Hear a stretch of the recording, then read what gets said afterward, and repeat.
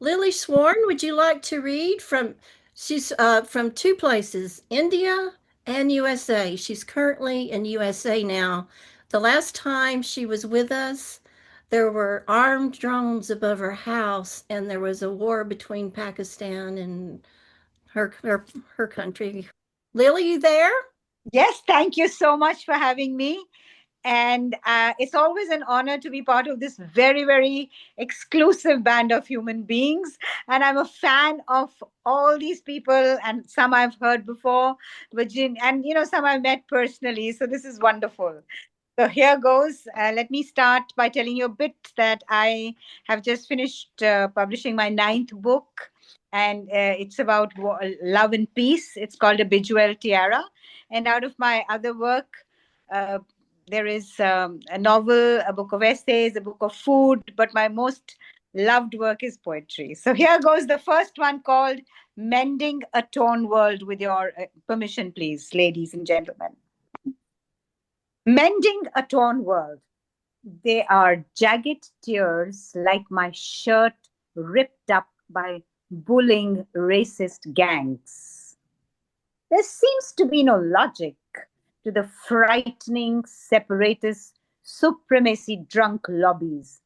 How does one mend a soft fabric with patches of crudely sewn stitches? Color, caste, language, religion, nationality, outward appearances evoking hatred and phobias? Turbans, caps, creating chasms beyond repair. Headgear, scarves, creating divides, inviting slurs. Each man's prayers are his personal conversations with the almighty powers. Who are we to decide who prays where and how? Don't be misled by the flags fluttering over buildings. They are architectural wonders, with humans going in for succor and peace. Don't judge humans by the dooms and shapes of their sacred places. We're all biding our time in this ocean of Maya, the Maya jar, the net of Maya. Let us knit, crochet, weave, and darn our temporary in with tenderness. Let's love the gift of life. Thank you. Thank you. So I can read the second one quickly. It's called Kathakali. So there are two forms of classical dance in India. One of them is Kathak, which is more known to people, Bharatnatyam. And Kathakali is another one in which they wear big masks, with those heavily made up eyes. And sometimes they just do up the makeup to look ferocious. So I'm going to just read a poem titled Kathakali. The Kathakali dancer whirled and stomped his feet. The ferocious mask with exaggerated eye makeup watched. The elaborate headgear fanned up high in the air. A synthesis of music, vocals, and choreographed movements with hand and facial gestures made him seem like a temple statue come alive. Athletic jumps and ancient martial arts raise the decibels in the bloodstream of the viewers. Religious drama came alive from courts and theaters from ages ago. Folk mythologies and religious talk, spiritual and religious legends sifted down from the epics and the Puranas. The dancer paused for breath in his gyrations and squirmed beneath the heavy mask. Sweat trickled down each pore in the strobe lights and claustrophobic confines of the theater. He was thinking about his little daughter in hospital. She would be operated upon by now. He missed a beat and almost tripped. A heaviness crept up his legs as he wondered where he would get the next meal from. The family had sold their last utensil. The only chair in the room was broken. But he had to dance. He had to dance. Along came his tome, and then he saw that this battle was Constance. The little daughter would be sleeping by now. The family had gone to the dogs, but he had to dance like a demigod, aggressive and powerful. Sometimes the spirit rebels behind the mask, but the mask helps one to go through the paces. He jumped up high and shook his head from side to side to the sound of the Madalam drums. Thank you. Oh, thanks so much. Okay, let's go on with Finn Hall from Scotland. And Finn, go ahead and tell us about your latest project, what's going on in your poetry world. I'm here. I'm here. Yeah, I've got a couple of gigs that I really can't speak about because they're secret gigs. Oh, what'd you Coming tell up, us? it's very true. I can tell about the tall ships. You ever get if you live on the coast, and if anybody lives on the coast, anyway, the tall ships. It's like a round the world sailboat ship race. They're coming to Northeast next week. And I've been invited on to do an evening, well, three of us, an evening, a sort of semi-corporate gig. So I've really got to watch what I'm saying in that one. But it's well paid, so I'll take that, thank you. On a boat, doing a gig on a boat. I've never done a gig on a boat before. So what will I do for you tonight, today, this morning? Okay, I'm going to write this one, do this one. It's called One New York Winter. The year after the end of the century, where we celebrated with a black tie dinner at a five-star hotel. We brought in our one at a boat club on the river, champagne and dancing, 3 generations and friends, several who are no longer with us. It was predicted to be a snow-cold winter with 18 inches falling in one weekend day. One weekend day. I got up in the early hours and looked out the loft room window and saw it started. White, white, all night, all day. As the lorries came and ploughed the snow away, then dumped in the nearby car park where the store sold cheap red wine that Benny liked.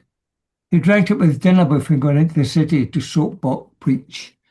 And after digging his car out as the snow plough pushed more his way, much to his annoyance. It made a change spending time out in Queens, quiet and residential, different from the usual buzz of things, which at times I missed. But it was only an MTA ride away. And at a time I went in and walked over 20 blocks down to West Beth, a week after the snow started. The train still ran, unlike here, 20 minutes behind schedule, but they still ran. From the Bayside station, a mere 1 mile walk away, past the bar where my dad and I got matching Subway Series glass pint glasses from the local bar, up past the park where we watched families sledging and the snow continued to fall. Then I waited at LaGuardia for you returning from seeing Niagara frozen. Plain light, but a welcome sight when it arrived. And then a visit to the Diamond District and getting you the ring, the one that looked like the bottom of a Coke bottle cup. Was that before B drove to A's to have dinner with a Jewish neighbour and friend? I wonder how they are now. Past the area where she grew up, but still got lost. And I managed to navigate us round the roadwork side street, despite having never been there before. That was then. A one and only white winter New York where people cleared the snow away from their own homes and businesses, unlike here, where they complain if the council don't grit the pavements. There's a beauty in the cold, white and delightful. Fun, different, but not necessarily one I'd like to repeat. I did get to see the Mets win a Subway Series some years later, when it was warmer. Thank you. Oh, thank you. Okay, San, can you hear me? Yeah, I can hear you. Oh, okay. So I was saying earlier that you're a Yes. great musician, and I was asking people to maybe look you up. And we would find music under Lin Tun, wouldn't we, on YouTube? I think I've seen you there. Anyway, we've used some of his music in the gas video shows, and he's worthy of listening to for sure. Okay, go ahead and read us a couple of poems, son. Yes, I will.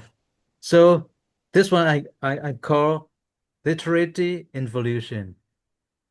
Texts are not as simple as that. It's sweet. The statement can be interpreted in many ways. Hypertext, metatext, major literatures, minor literatures.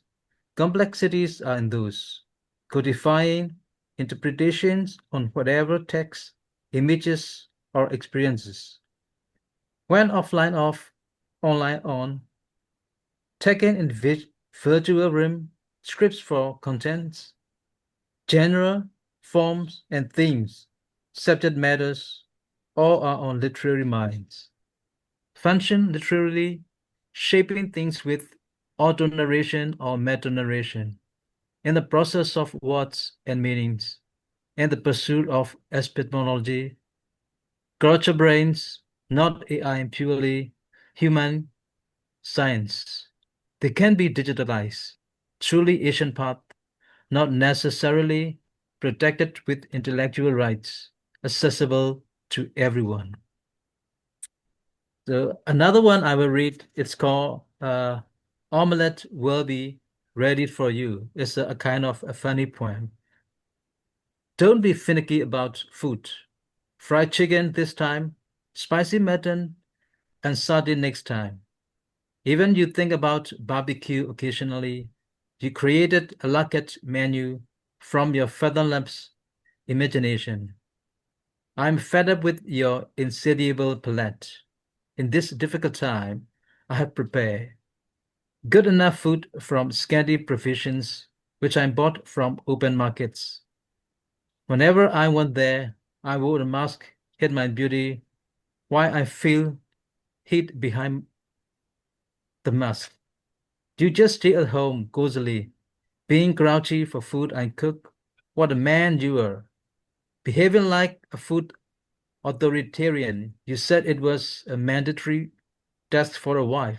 I don't care. This time I will just fry omelette for you. Oh, Yes. thank you. Okay, next up, Andrew Darlington from England. Apparently, we go back to what, the late 70s, is it? It must be sometime around then, But yes. for sure, in the early 80s, 83, 84, when I started Sanctuary Tape Series and Gypsy Magazine, we were in contact and We were probably there, yeah. We were uh, together. publishing each other, tad, but we were aware of each other. Is there any current project you would like to share with us, or a book? I know you write about musicians as well as write. Well, I've got the story of the small faces and the faces. That's my current book. Okay. I've also got science fantasy, The Eternal Assassin, which is my other new book. What kind of, is that poetry or what? No, no, it's fiction, Oh, fiction, fiction. Okay. fantasy fiction. Okay. But you do write poetry still, right? Yeah, yeah, I do. Yeah, yeah. Thank you. It's wonderful to be part of this multinational project. I kind of like that idea. I like the idea of poetry salvaging something from a bad event. I mean, there was actually an unfortunate incident involving myself with a post office van, Oh. uh, which sparked off this poem. I mean, it's not actually autobiographical. There's also a number of different locations which won't mean a great deal to you, but that doesn't actually matter if you just sort of go with the flow of it. This is the old man who falls down. I'm the old man who falls down. Today I fell down by the Murfield towpath. A passing postman helps me to my feet. A lady walking a Yorkshire Terrier fusses helpfully with some tissues. She assists me unsteadily to the nearby Pear Tree pub. The concerned landlord gets me a cup of tea. I thank the postman for his generous help. I thank the lady with the Yorkshire Terrier. I'm so grateful to the landlord of the Pear Tree. What would I have done without their help? He insists I go to A&E, accident and emergency, and Annabelle will drive me. She works mornings at the Pear Tree because she has a 3-year-old son. She smiles nicely and she helps me into her Peugeot I'm careful not to drop blood on her upholstery. I thank Annabel for her kindness. She says, not to worry, it's the least she can do. I thank her as I go into A&E, where they check this and feel that. No, nothing is broken. Is there pain when you do this? I say, I'm sorry to be a nuisance. And everybody's been so kind. He says, don't worry, that's what we're here for.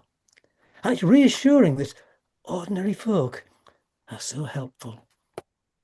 Afterwards, I catch the bus home. Last week, I fell in Horbury High Street, and people were so kind and helpful. I just can't believe how generous ordinary folk can be. Next week, I might fall in the Wakefield precinct, outside the cathedral, beside the Ridings Mall. Yeah, that seems like a good place to fall down, because I'm the old man who falls down. Oh, wow. Okay. Look, this is last poem, and it's from my book. This is last poem. Beelzebub, take my legs. I've walked 1,000,000 miles. I've done all the walking I need. Walked London, Rome and Central Park. Walked Malham Cove and Holy Island. Don't need to walk no more. Beelzebub, take my nose. I've inhaled the world and breathed it back out again. Sniffed flowers, herbs, and the sweet moistness of women's bodies. Don't need to smell no more. Beelzebub, take my ears. I have the sound of worlds within me. Gulls circling above familiar harbours, guitar chords that haunt my memory, the aching gasp of lovers, the cries of babies. Don't need to hear no more. Beelzebub, take my tongue. I've said all I need to say. Talked and argued with lovers and friends, sung and shouted and raved at the madness of the world, recited fairy tales to children, and whispered soft eroticisms while entwined in acts of love. There's nothing more to say. Beelzebub, take my eyes. I've seen all I need to see. The wine-dark seas of Crete, the gates of Graceland, the paint and art and dance and sunrise. The 9/11 towers falling. Don't need to see more. But Beelzebub, leave me my mind so I can write just one more poem. Thank you. Thank you so much. Okay, Benito Vila, are you there? Let me check. Hi, Benito. There we go. I'm unmuted. Thank you for including me. I thought to read two poems that have just been published that came out in Voices. They're both sort of true stories. The first one's called "The White Bird is an Idea." It's a nod to the Yippies. It's actually, there's a dedication, a nod to Abby, Anita, Jerry, Nancy, and Paul, the first Yippies. And it goes something like this. The white bird is an idea glimmering in the politics of ecstasy, an idea that cannot embrace the desperation of the desperate theater of tonight's evening news. To protect our freedom, there must be disruption. It's needed. It's necessary. To fear what's about to happen is to acknowledge what doesn't work. One day, everything we love will be gone forever. Making today sacred is no quick trick. It's slow work, the alchemy of compassion, coming to terms with what doesn't come easy. To assign value to people, places, or things corrupts the goodness, sincerity, and holiness that will be theirs forever. A war against war is still war. The greed of no, the greed of more, the greed of hate, the greed of fury, the greed of gotta, the greed of hurt, the greed of sameness, the greed of isolation, and the greed of control. Each one wipes away any chance at peace. A war against war is still war. Allowing mad boar face ugly finger pointing to keep selling fear smearing disconnection to people who don't need it.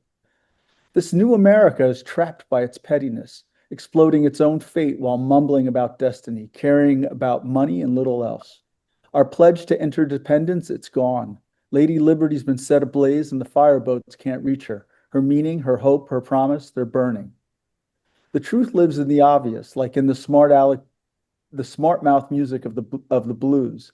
You've got to move, get ready, you've got to move. Gather the freaks, set them free, watch what they do. See how they piss off anyone who's forgotten how to be a kid and everyone who won't poke fun at their own altars.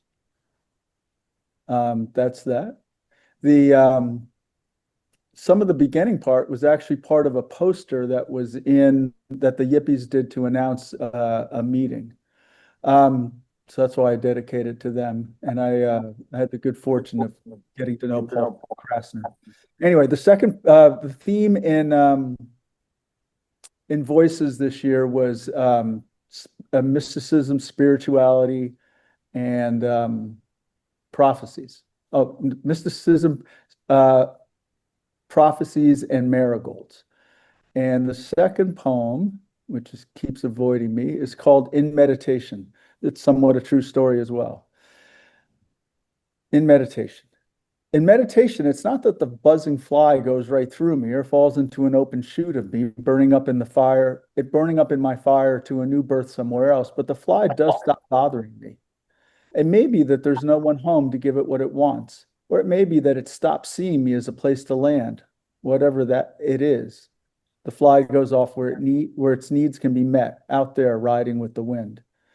My mind is active, curious, incessant by its nature, awake or asleep, driven by cravings of thirst, hunger, and importance, drinking in its own wonder until its thoughts until it's wasted. Monkey me, the truth is gone, but not where I think it went. I have a feeling that if I go searching for the truth, I won't find it. So I sit, breathe in and out, checking how each breath comes in, how each one goes out, listening to the sound each breath makes, watching my thinking, how it flies around, riding on the wind, looking for a place to land, looking a whole lot different now from when it first took off. A window shatters, shutting down the counting, the comparing, the measuring that's happening in one room of me, while in another, the artist looks up from piecing together mazes and mandalas. All right. Thank you very much. You're very welcome. What part of Mexico are you in right now? We are an hour to the north of Zihuatanejo. So we are on the Pacific coast in the state of Guerrero. Ah. So if you've seen the Shawshank Redemption and he describes a place where the blues are bluer than blue, that's where I live. Wow. Sounds great. Okay. Virginia Shreve, up next. Virginia was recently appointed U.S. Beat Poet Laureate Lifetime Honor by the National Beat Poetry Foundation. Would you like to say a tad more about something in your poetry world? Well, what I am most doing right now is getting ready for the National International Beat Poetry Festival, which is over Labor Day weekend.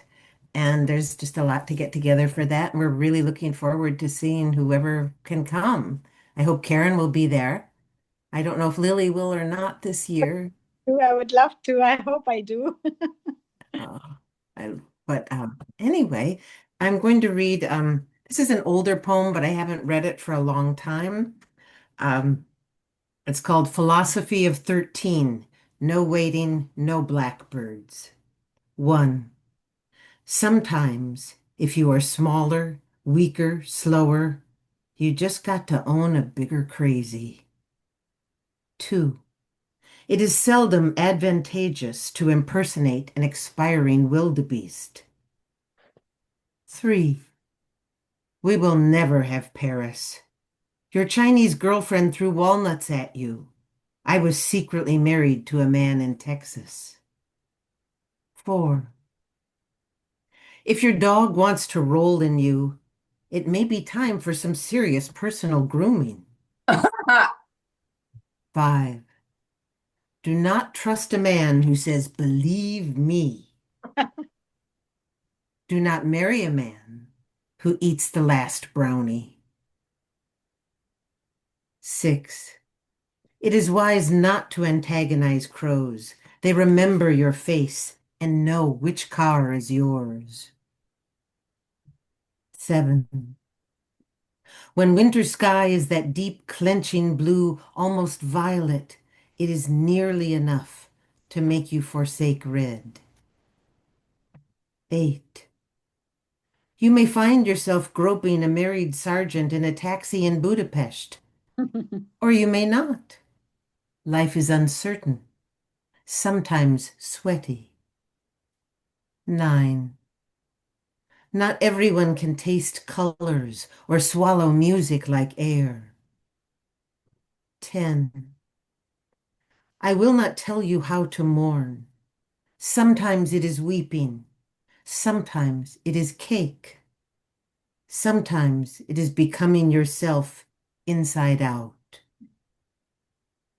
11. Yodeling is not a mating call. Thank God for chocolate and strong drink. 12. Do not pity those who make a madman king. Better to not give them torches, though.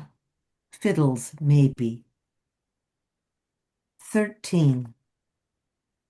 Any day you wake up, not tied in a sack with weasels, is a good day. Thank you.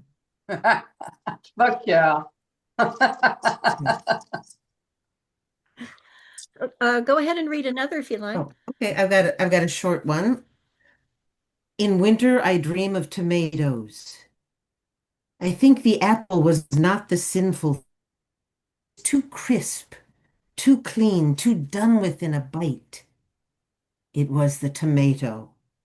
The skin so thin, the barrier between flesh and appetite, between disaster and our teeth. Juices escape tongue and teeth and slide down our chins. We are sticky unrepentant. Oh, my love, be sweeter than the fruit. Thank you. Oh, thank you. Okay, Susie, are you ready? Okay, Yes, ma'am. Susie's been doing a very limited edition of poetry by individual authors in which she hand sews the work on paper that she chooses, and she makes a cover with some of her own art. And well, you would describe it more if you would like, and other things. What all are you working on these days? Well, actually, what I was going to do is to thank the editor for including me in the beat anthology celebrating women's history goddesses, beat goddesses. And what I was hoping to do is to read you the poem that was included because it's part of a full-length manuscript that I'm sending out. And to thank the editor for including the poem, I wanted to read it for you this afternoon, if I may. Yes? Yes, of course. And there's a few people out there in the world who might actually remember this individual who really did exist. Jealous Appeal. I met you in maternity, your new son, a susurrating swaddle asleep at your ankles, because you stood all the time we were about. You stood. Yours were the long bones of your mother, and in those lines were clear ancestry. You stood as we opened the metal door and put our hands on your son, but perhaps the food was too rich. Yours was a lean athleticism, but on the third day, you were surrounded by doctors. Across the concrete aisle, your son stood, a dark tremble, alone. And I went to the nurse, herself a new mother, with a sturdy boy of her own. I went to the nurse, June, blonde, big boned, Probably once. I went to the nurse. She on one side of the mesh metal door, and eye to eye, we stood. And in a quiet midnight, accepted the new child.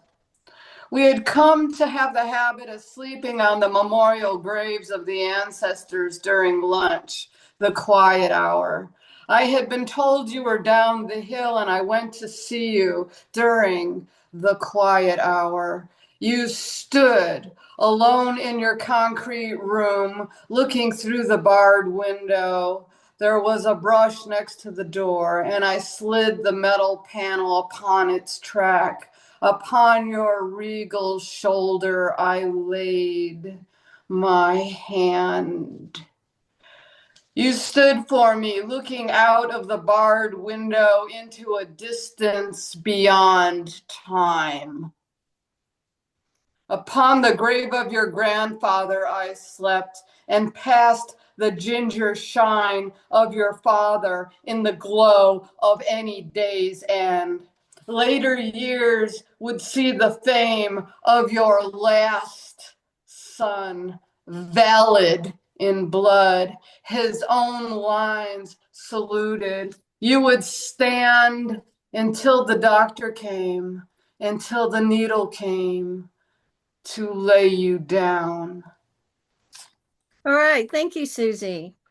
Jonathan Penton is the editor of one of the very few longest running magazines on the internet. It goes back to when? 1990s, early 90s, late 90s? And 98. what? 98. Oh, 98. Okay.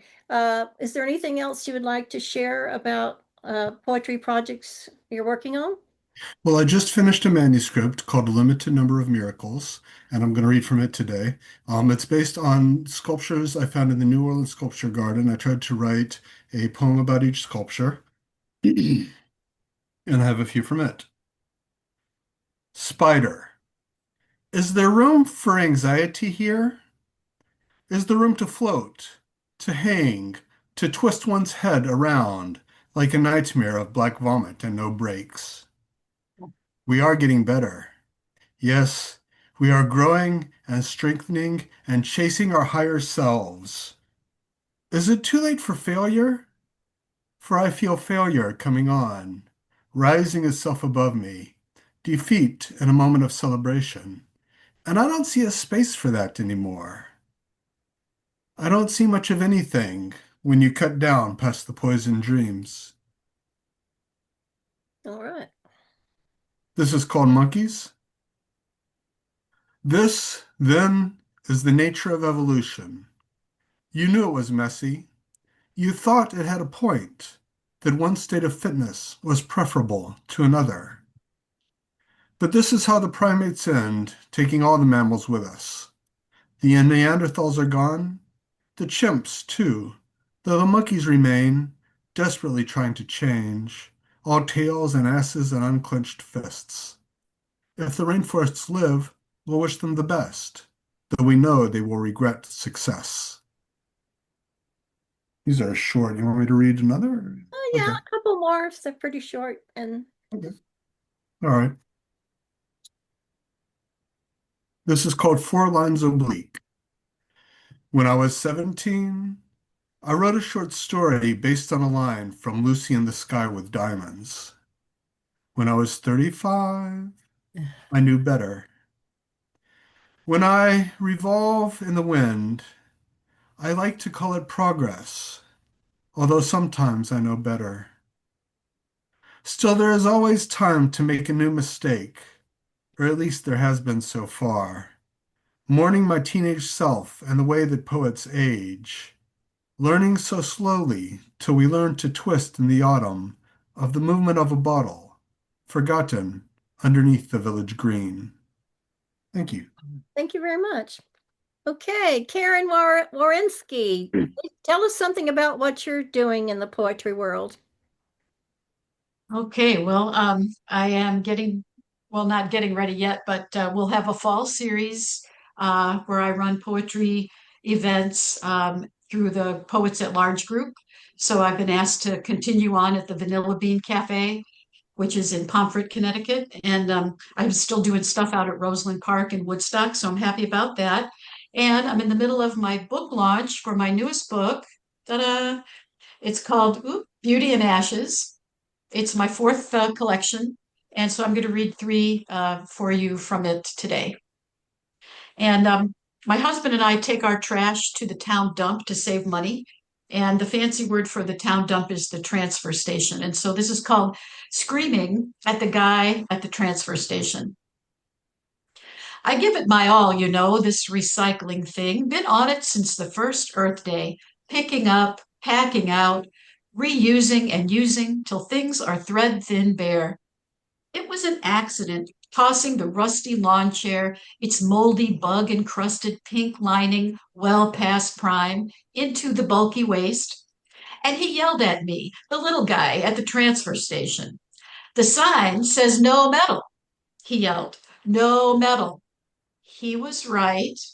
It's a small sign. I just went brain dead. And honestly, they make me nervous out there, the men with their scrappy junkyard no-name cat and their watchful blank blue-eyed German shepherd fit for a Stephen King novel. And maybe I was just having a bad day because I screamed back, next time I'll leave it on the side of the road. We hollered some more. And later, I thought it was anger born of helplessness, frustration at the bulky waste of our lives, the daily deluge of bad news, uncertain moves, trying to trim it down into something manageable, trying to feel like we are enough. That's that one. Thank you. I'm like Virginia, although I don't compare every day to being in a bag full of weasels, but I love summer. And I think summer takes the edge off of all things. And so this is called a greeting. Summer, my love, I succumb to your sunshine bursts, arms of warmth wrapping me gently, my feet soaking up your hellos from the smooth stone path around my house. Energy swirled inside your golden sphere for millions of years before its 8-minute trip, finding me, a faded gray popsicle, a tired woolen sweater, a woman of last nerve, thawed me, said, kick off those shoes and dance. Solstice is here. All That's to right. make us feel better. I have one more short one if we can do it. All righty. This was first published on the Rye Whiskey Review. I have been known to frequent dive bars, and I was in one, and this poem came to me. It's called Tonight is a Poem. Because we're here, feeling good, safe for the moment, money in our pockets, beer on the table, breathing in, breathing out, smiling in your eyes, hugging when I can, brushing up to let you know the caring is killing me. And there's nothing I can do except feel all this love, desire this friendship, hope it stays intact. Forget tomorrow, her suitcase of problems and her trippy, drippy doubts, because tonight is a poem. I want it to write all over me. Oh, okay. Thank you. All right. I believe everybody's had a go. And I'll do a couple of little bitties. It's more about awareness than belief. White noise machinery in a hotel room anywhere fuels our journey. A download and expansion begins after decades of initiations to earn a peek into another realm or several simultaneously. We've broken boundaries that scare the mundane and clutching. Rules are made to stop us as if death was not. Transition to our next form. Air-filled fist of fear punish us for exceeding. It's not what we thought it was. It's all a school, and we always continue, where no one uses paper and everything is shown. Mm. Darkness in an El Paso storm. Photons fail to meet demands. The house groans as the lights slam off. Grid assault. Helicopters fly low, patrolling the border as if timed to the weather. Excuse me, as if timed to blame the weather. Easier to see fear in the dark with searchlights and permission to kill, sending messages to the world's largest prison. Good time to be old, ready to die at the end of civilization. Everything changes, nothing disappears. We are future fossils in a new earthscape, where we live on as warnings in the dirt, from which a new type of life will bloom. Okay. Would you all like to do one more? One more each? No, I gotta go. Okay. All righty. We're good. We can wrap that up. Does anybody Yeah. particularly want to read again? I could do, yeah, first. Okay, we'll just see who wants to do it, and if anybody has to pop out, thank you very much for being here. I enjoyed listening to you, but we'll give those who would like a chance to do one other. I've got one. Yeah. Oh, well, Lily spoke up first, and you can go next. Okay, Andy. Okay. Okay, Miss Lily. This is called Transitioning Through Life, and I go real quick. It says, "O Persephone, daughter of Zeus and Demeter, robed and carrying a sheaf of grain, did you unfold the mysteries of spring during your sojourn in the underworld? Oh, soaring eagle, you courageous one, plucking your own feathers and talons, shattering your own beak to re-emerge as a better version of yourself? Oh, Ouroboros, you emblem of infinity, the divine cycle of death and rebirth. Are you the flaming phoenix shaking off its ashes, or the lotus leading me from sin to salvation? A circular curve from a tangent alignment, a mandala taking us to an exalted state? I have waded through life's catastrophic whirlpools, battled with eddies of agony and bliss. I've heard the music of the Anhad Nad, each daffodil, crocus, and lily of the valley, rejoicing at the earth's power to reinvent itself. Why did I cry with falling leaves in autumn? They knew they would be back with a fresh green hue. For each little seed carried within itself a cosmos of ethereal promises. The preening butterfly knew its humble beginnings, as did the saint who came through 84 lakh rebirth cycles. The Dharma Chakra emphasizing renewal to those who didn't learn from the silvery silence of the waxing and waning moon, or the breathtaking vistas of each orange-dipped coral sunrise and sunset. Be the Egyptian beetle, the scarab beetle, adorned on dead bodies, resurrection, transformation, regrowth, are the eternal truth. Janam janam ka vichhadya milya sad kripate sukha harya. Thank you. Oh, thank you very much, Lily. Good to be here, ladies. Nice to meet you, gentlemen. Bye-bye. Bye. Okay, Andrew Darlington. Yeah, this is The Girl Whose Name is Death. Oh. In the shopping mall beneath enclosed skies, I sit with my girl of the night dark eyes, while half a world and a culture away is the man you're pledged to and mustn't betray. But love is stronger than family schemes, my girl whose name is Dreams. Inside the chill of this northern street, we find a world our dreams can meet, where the night dark skies go on forever and different races can love together. Our dreams are brighter than stars above, my girl whose name is love. In my night dark room, in shadows we're clothed. In a place beyond sleep, your eyes are closed. In a world where rules and law won't bend, this is where it began, this is where it must end. But love and dreams last longer than breath, my girl whose name is Death. Whoa. All righty. Thank you. Thanks so much for joining us. Okay. Thank you for having us. Thank you for having us. Okay. I hope y'all come back again. Um, San, would you like to read something? Yes. One more piece? Okay. Yeah. I will read an urban melodrama. Sunlight on windows of a lofty building, reflecting, diffusing, every glance catches it. Blink, blink, blink, pronto, vision became blurry. Pausing midway, an urbanite standing still, motionless and willingly blocking hustling public pages. A rushing passerby bumped into him, almost tripping over, leaving, saying without an apology. The victim gritted his teeth, swallowing surging anger, tightened his fist, cussed the man's incivility, being ready to charge upon his assailant, who swiftly disappeared from the visual frame of his sight.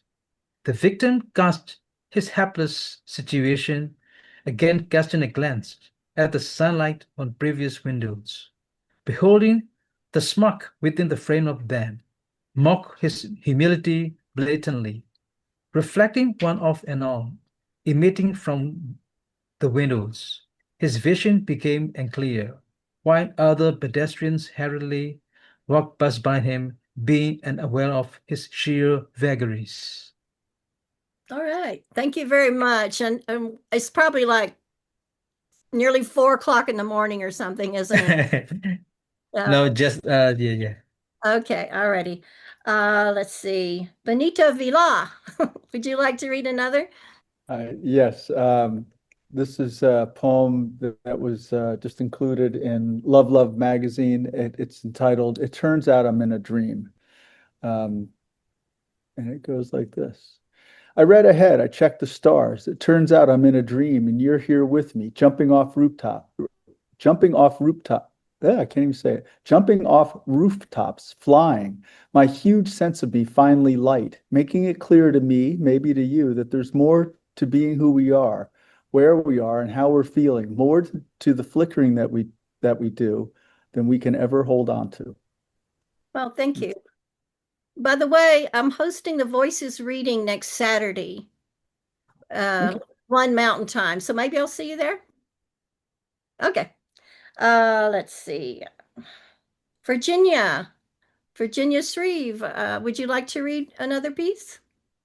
Well, I have a cat there, and you are a real cat lover, and I'm more of a dog person, but I do have a cat poem, so I'll read this one for you and it's for a friend of mine. The things we do. After losing their last beloved cat, he said, "No more. I cannot take the endings." She said, but turned to feeding the squirrels instead, naming them Tubby, Jumbo, Stubby, Red, Laker, Little Ben, Patch, Twiggy, and so on. The bullies were always named Kevin. For 20 years, twice a day, bounty from the deck, peanuts, walnuts. On Christmas, she made tiny peanut butter and pecan sandwiches. Yes, I know I am responsible for the squirrel obesity epidemic in the neighborhood, she said. But there are worse things. They are now the size of carry-on luggage and do not bother taunting cars with the squirrel death ballet. They just stop and glare. It is remarkably effective. I think when he dies, she will get 6 cats, and every morning will turn to his side of the bed and say, "Ha!" to the pillow once known as his, now covered in cats, none of them named Kevin. Yeah. Okay. Jonathan, would you like to read another? Sure, thank you. This is from the same manuscript, and it's called La Mesa's Bench. There is more here to touch, more jagged edges, more ragged planes. There are levels upon levels of pockmarked thumbs, feet, knees, shins, and of course clavicles. And someone walked on my paper, excuse me. And of course clavicles, 1,000 little skins to get back to you. There is no way back to you. This is not the worst of my griefs, but I'm allowed to miss you. I'm allowed to wonder. I'm allowed a lifetime of insignificant regret. This is not the time to sit at the paper and bleed, but to watch Carrington and weep. That sounds better. This is a time to celebrate, for there is more here to say, more here to remember you by, more here to cherish as the moon is eclipsed and the sky grows thin. Thank you. Thank you. Very nice. Karen, would you like to share one more? Sure, I have one more, and listen for the reference to England, Andrew. It's called Reclamation. Old stone steps vanish from view year by year, vines and ferns strangling them in a slow determination, the house already turned to earth.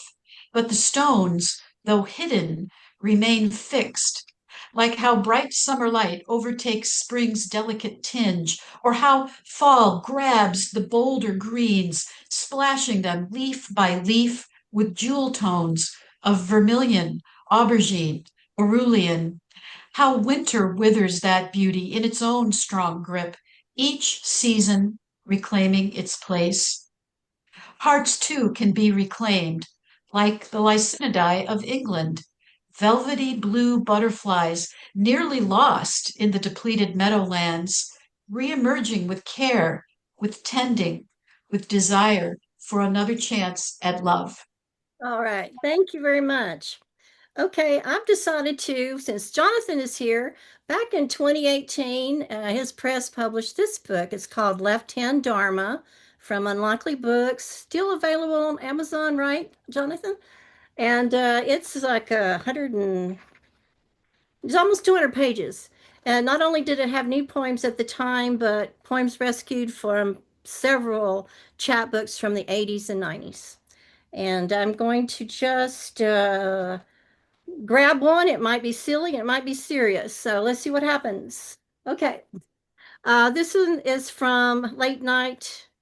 Let me see where it's from. Late Night in. Oh, it doesn't say. I think it's Late Night in the Psych Ward. And it's like a diary from when I was a psychiatric nurse, and the names have been changed. Okay. September 10th. Ethel comes to me excitedly saying, "Isn't it amazing how a cat moves and the pots I painted don't? But anything that moves, you have to feed, and later the byproduct comes out. I wouldn't mind feeding the pots and seeing where they moved to each day. I wouldn't even mind cleaning up pot shit. But what if a pot didn't like the cat and flipped over top of it? Oh no, it would suffocate and die. More likely, I say, the cat would knock over the pot and break it." Ethel's jaw drops. Oh wow, thanks. That solves that problem. Okay. All right. Thank you all so much. And I hope that Thank you. you will join us again sometime. I tend to like re-invite people that have showed up, but you don't have to come. Just say no thanks or I got something else. But happy to see you all again. Okay. All right. Brilliant. Thank you. Thank you, Belinda. Bye bye. Bye-bye. Bye bye.